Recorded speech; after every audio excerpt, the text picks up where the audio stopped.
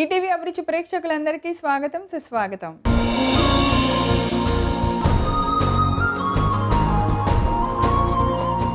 తెలుసుకోవాలి అంటే కొత్త విషయాలు చాలా ఉంటాయి, నేర్చుకోవాలి అంటే కొత్త పనులు చాలా ఉంటాయి. ఎందుకు చెప్పానంటే మనకు తెలుసుకోవాలి అంటే కొత్త వంటల్లో కూడా రకరకాల వంటలు ఉన్నాయి. ఏ వంట చూసినా మనకు కొత్తగానే అనిపిస్తుంది అనమాట. మనకు తెలిసిన వంటను కూడా కొత్తగా కూడా చేయొచ్చు. సో అందుకే అమ్మ చేతి వంటలో ఎన్నో రకరకాల వంటకాలను న్యూ ఎమ్మీ టేస్టీ రెసిపీస్ని మీ అందరికి చూపిస్తుంది. సో ఈరోజు కూడా మీ అందరి కోసం ఒక కొత్త రెసిపీతో సిద్ధంగా ఉంది. ఎందుకు ఆలస్యం, స్టార్ట్ చేద్దాం.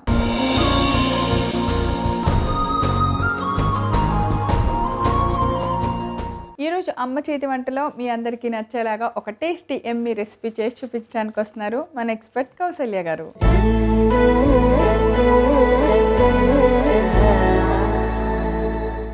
హాయ్ కౌసల్య గారు, వెల్కమ్ టు అమ్మ చేతి వంట.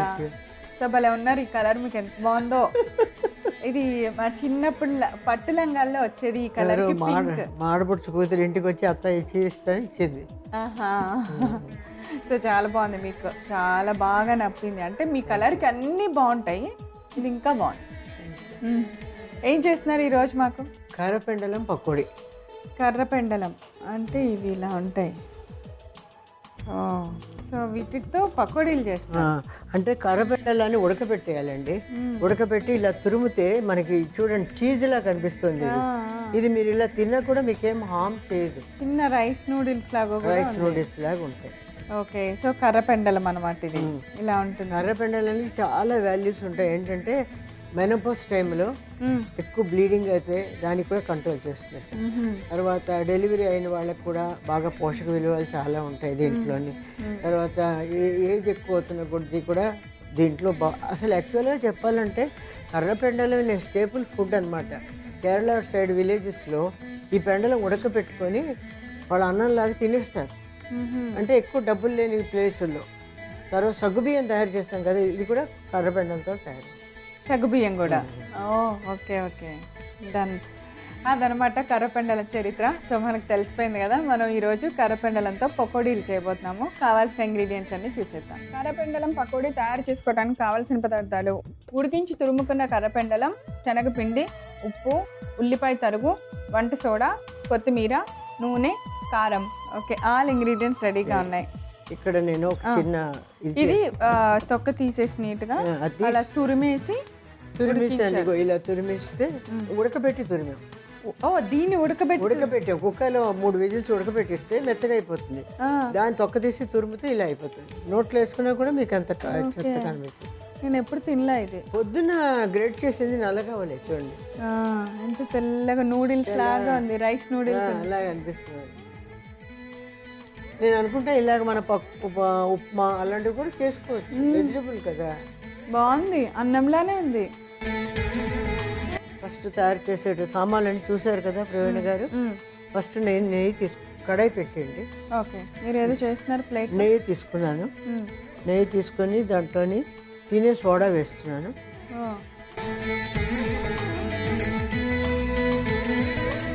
ఈ రెండుని బాగా రబ్ చేస్తాం. ఇది వైట్ కలర్లా నురుగులాగా వచ్చేయాలి ప్రవీణ గారు. కడాయి పెట్టిస్తే ఇది అయ్యే లోపల అది రెడీగా అయిపోతుంది.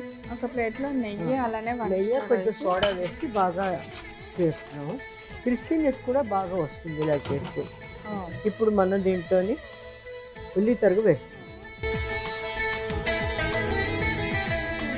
ఉల్లి తరుగు కూడా బాగా నెయ్యను సోడా పట్టించేస్తాం.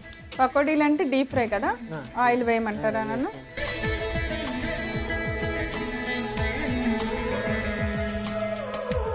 వేసాం కదా ప్రవీణ గారు. ఇప్పుడు కొత్తిమీర కూడా వేస్తున్నాను ఇందులో.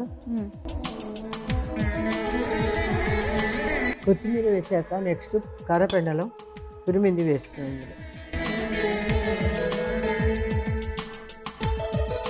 అంటే బేసిక్గా కొంచెం ఆనియన్ పెట్టుకున్నాం టేస్ట్ కోసం.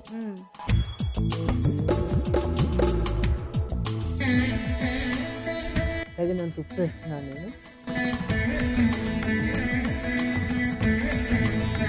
అలాగే కొంచెం కారం. ఇప్పుడు నేను కొంచెం నెయ్యి వేసి ఇది కలుపుతున్నాను. శనగపిండి లాస్ట్లోనా? లాస్ట్కి శనగపిండి వేసి కలిపేసి ఫ్రై చేసి ఇదిగోండి స్పూన్.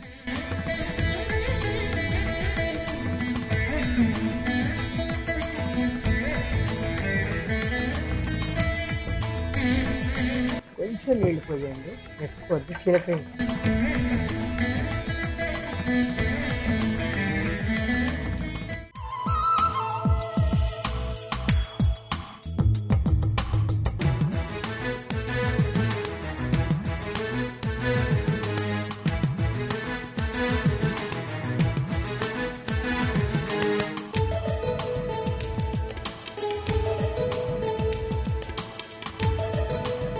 పెండలం కూర కూడా చేసుకుంటారు పెండ గారు. పల్లెటూరులో వాటిలో ఎక్కువ దొరుకుతాయి కదా. నేను మా అమ్మాయికి ఫోన్ చేస్తే అమెరికా నుంచి అడుగుతామా పెండలం అంటే ఏమంటారు, టాపికో అని అంటారమ్మా, కర్రలా ఉంటుంది కింద. నీకు చెప్పాను దానికి కూడా షోల్డర్ ప్రాబ్లం ఉంటుంది అమ్మా. ఇలాంటివన్నీ తింటే చాలా మంచిదని చెప్తున్నావు. మెనోపాజ్ టైంలో నీ బ్లీడింగ్ లేకపోయినప్పుడు కూడా పిల్లలకి మనకి పనికొస్తుంది కదా, వాళ్ళకి అలా ఎక్స్ప్లెయిన్ చేస్తుంటాను నేను.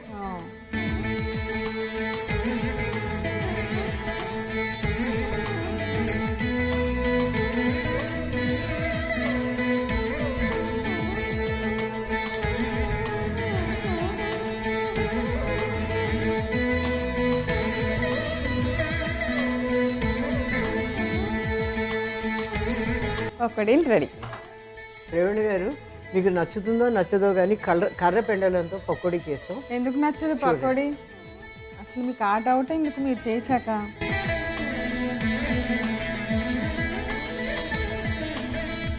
చాలా వేడివేడిగా ఉన్నాయి.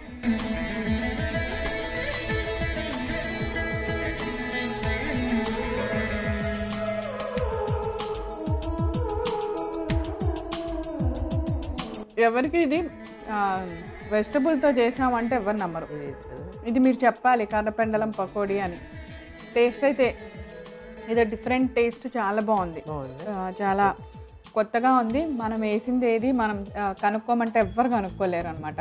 మీరు కావాలంటే చేసి ఒక మంచి క్విజ్ పెట్టచ్చు, అంత మంచి టేస్టీగా చాలా ఐడియా.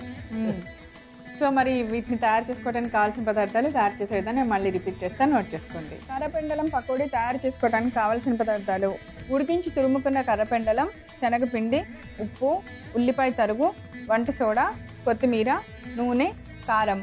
కర్రపెండలం పకోడీ తయారు చేసుకునే విధానం: ముందుగా ఒక ప్లేట్ తీసుకొని అందులో నెయ్యి, వంట సోడా వేసి బాగా కలపాలి. కొద్దిసేపు కలిపిన తర్వాత దానిలో ముందుగా ఉల్లిపాయ ముక్కలు వేసుకోవాలి, అవి కూడా బాగా కలపాలి. ఈ లోపుగా స్టవ్ వెలిగించి పాన్ పెట్టి నూనె పోసి వేడెక్కనివ్వాలి. ఇప్పుడు ఉల్లిపాయ ముక్కల్లో కొద్దిగా కొత్తిమీర, కర్రపెండలం తురుము వీటన్నిటిని వేసి బాగా కలపాలి. సరిపడంత ఉప్పు, కారం, మరలా కొద్దిగా నెయ్యి వేసి కలిపిన తర్వాత శనగపిండి వేసి కొద్దిగా నీళ్లు వేసి బాగా మిక్స్ చేసి పకోడీల పిండిలాగా రెడీ చేయాలి. పకోడీల పిండిలాగా బాగా కలుపుకున్న తర్వాత వేడెక్కిన నూనెలో వేసి డీప్ ఫ్రై చేసుకొని ఒక ప్లేట్ లోకి తీసి సర్వ్ చేయండి. అంతే, ఎంతో రుచికరమైన కర్రపెండలం pakodi ready. Thank you so much Kausalya garu, చాలా టేస్టీగా. అలాగే కర్రపెండలం అనేది మనం ఎక్కువ వాడము, దాంతో ఇలా స్నాక్ ఐటమ్ చక్కగా ఎలా చేసుకోవచ్చు అనేది చూపించారు. థ్యాంక్స్ అండి. టేస్ట్ కూడా అదిరిపోయింది. సో చూసారు కదా కర్రపెండలం పకోడీలు ఎలా తయారు చేసామో, చాలా చాలా టేస్టీగా, చాలా వెరైటీగా ఉన్నాయి. తప్పకుండా మీరందరూ కూడా తయారు చేసుకొని రుచి చూసేయండి. తిరిగి రేపు మరలా అమ్మ చేతి వంటలో కలుసుకుందాం. అంతవరకు సెలవు, నమస్కారం.